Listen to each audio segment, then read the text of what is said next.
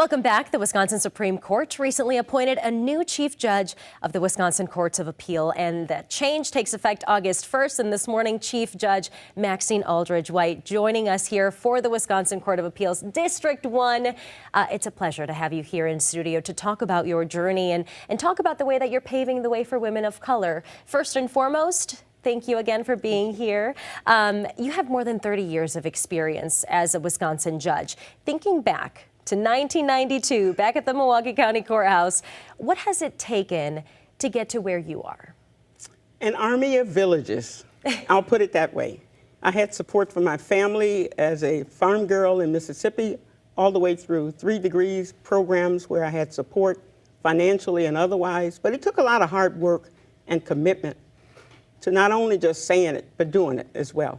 Yeah, absolutely, carrying that perseverance with you. And you're actually the first woman of color to serve on the Wisconsin Courts of Appeal. Who or what helped you even get this idea that you could be there as well when no one looked like you?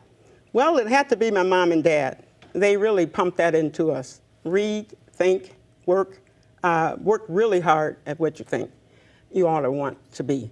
And even if you don't see anything around you, which we didn't as a child. But when I was about 11 years old, Martin Luther King gave a speech in New York City, and he says, take the first step in faith. You don't have to take the whole staircase all at the same time. Just take the first step. And that's what I've done, each step, every time. And that's what I teach young people to do. Yeah, absolutely, one step at a time. And when it comes down to this new position that you're going to be in come August, what do you hope that you bring to the table? Collegiality. I'm hoping to welcome the 2 new Court of Appeals judges on August 1st and make sure that the rest of us give them an orientation that some of us, because of COVID, didn't have, and to make sure that they're ready to perform the job within the meanings of the law and the facts that we find them in the case. And we also expect a 3rd judge in the fall. So that's a lot of newness for us, as well as in the State Court Administrative Office. We have new people. So I'm hoping to make them feel comfortable so they can work faster and smarter. There we go. Faster.